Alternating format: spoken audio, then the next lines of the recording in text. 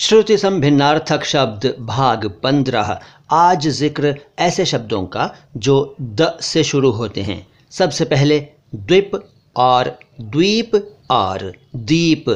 द्वीप का मतलब है हाथी, द्वीप कहते हैं आइलैंड को यानी टापू, और दीप कहते हैं दीपक को।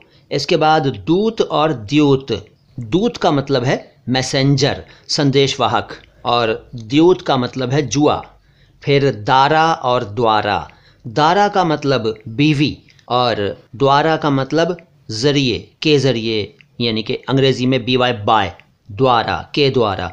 फिर द्रव और द्रव्य। द्रव का मतलब होता है लिक्विड यानी कि तरल पदार्थ, और द्रव्य का मतलब है मनी, धन। फिर दिन और दीन। दिन आप जानते हैं अंग्रेज़ी में डे, हिंदी में दिन, दिवस, और दीन निर्धन, पीड़ित, ज़रूरतमंद वगैरह। वैसे उर्दू में भी एक दीन होता है, उसका मतलब होता है मज़हब, धर्म। इसके बाद दशा और दिशा।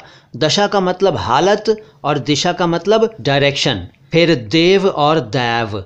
देव का मतलब देवता और दैव का मतलब भाग्य। फिर दग्ध और दुग्ध। दग्ध का मतलब है जला हुआ, घायल, संतप्त, अभागा, और दुग्ध का मतलब है दूध और दूध से परिपूर्ण। इसके बाद दार और दारू। दार का मतलब है लकड़ी और दारू का मतलब है दवा, इलाज, शराब वगैरह। इसके बाद दाश और दास।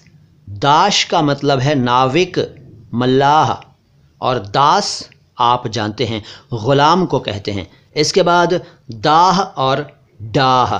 दाह का मतलब जलना, जलाना, अग्नि वगैरह, और डाह जेलसी यानी जलन, और एनवी भी कहते हैं अंग्रेज़ी में। इसके बाद दिया और दिया। दिया का मतलब दे दिया, और दिया दीपक।